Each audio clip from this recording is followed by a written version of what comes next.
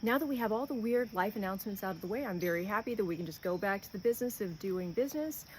So today what I'm going to cover is actually, it's an interesting topic. It's about gunfighting 101 misconceptions that Hollywood has taught us. The number one misconception I think that you see in movies that is not true to what I've seen in videos and stuff like that is that gunfights actually happen in a matter of seconds. They don't happen in a matter of minutes. There's usually not this like, oh, let me go and find cover, let me do this.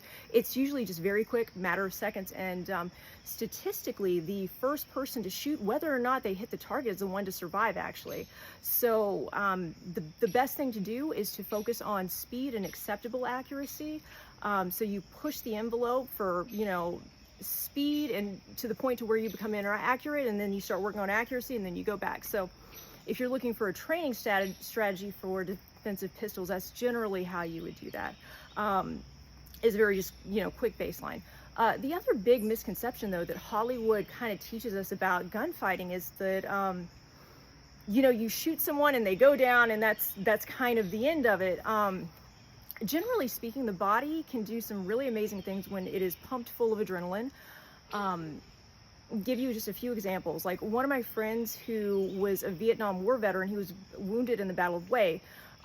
He actually didn't stop when he got wounded. He was looking around for the sniper to see if he could find it, because that would have been, the key to survival was just making sure that, you can find the sniper. He was actually, hit with shrapnel, but, he didn't know it though. He thought that he might've been hit by a sniper. He didn't, he just kept going. And, you don't register pain the same way when you were pumped full of adrenaline. So that's something to think about. Another example that I can think of is, I saw this this video of this woman, and she was she was behind the counter of a convenience store. And gosh, if anyone works back there, you guys should get hazard pay. That is a very, very dangerous job. And she didn't have any of the glass or any of that. And this guy comes in and he shoots her point blank range with a .45 caliber pistol. And then it's just a breathtaking kind of video, because she has hair that's kind of up like this. It's more, it has a little bit of air to it, more of like a fro. And when the shot hits her, you see the wind from the actual shot blow back her hair, and it comes back, she falls. The guy ends up doing his thing and then leaving. But it's interesting because you see her like very quickly, or not quickly, but you see her very calmly stand up. She calls 911. She tells him that she's injured. She gives him the identifying information for this guy. She's got a big gaping wound inside her chest, but she's doing all of these things.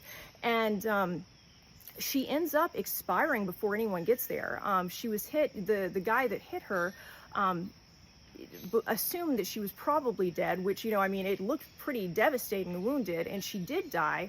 But because it was a hydraulic system attack and not a nervous system attack, she was given an extra 30 to 90 seconds of reaction time. And, and quite honestly, she tapped him back. That's great. It's a very, like, that woman is just so brave, and she really did the most that she could do with her time. And I think that from a defensive side, what that can really teach us is, one, what you can do when your body's under stress. And then the second thing that it teaches is like what the person who is the assailant can do when his body is under stress. So just because you shoot someone, when you say you shoot someone until you stop them, it's shooting someone until they can no longer pull the trigger and actually react to you. So that's the difference. And I'll go into the difference between a nervous system attack and a hydraulic system attack, because those are two different things. One of them is instant lights out, and the other one gives you 30 to 90 seconds of reaction time a lot of times. So that's a lot of reaction time. That's forever in a gunfight. So I say all of those things to tell you that going back to that last example, the woman inside the video, she wasn't a trained like special forces person. She was a very ordinary. When I say ordinary, I mean she could be your neighbor. Like, she was not someone that was trained. She obviously didn't have a firearm, but her body, she had the will to live. Like, the will to live is a huge thing. She had the will to survive. So she was getting up and she was functioning because her body was pumped full of adrenaline. And, she was able to use that last minute that she had in the way that was most effective. And I'm sure she probably wasn't thinking about that. She, she might have thought that she would have been able to, get out of that because she wasn't registering pain the same way that she would register it without all the adrenaline. The body is an amazing thing, and that is what happens. So those are two of the biggest, I want to make this a short video, not a long one, but those are the two biggest misconceptions that I think that you see with Hollywood fights, is that, you always see these Hollywood gunfights where someone's getting behind a car and they're doing all of these other things, and that usually doesn't happen. It's usually like a pot, and it's quick. It's really quick. Like if you look at just different, and you can actually, we have the benefit of being able to like actually look up videos to be able to see those so that you're not caught off guard with them in the actual event of it. And when I say caught off guard, it's just like, you know a little bit about what to expect. So anyway, those are, some of the misconceptions that I want to go over today. I'm going to continue talking about gunfights. We'll talk about hydraulic system attack versus nervous system attack, the different sensory distortions that you can have in a life and death situation. We're going to talk about, combo shots, like generally like how you make the most efficiency of motion from appendix carry, all of those things. But thank you guys so much for checking out my channel. My name is Margie. I really appreciate it. You guys rock on. I hope you guys have a wonderful rest of your week. Thank you.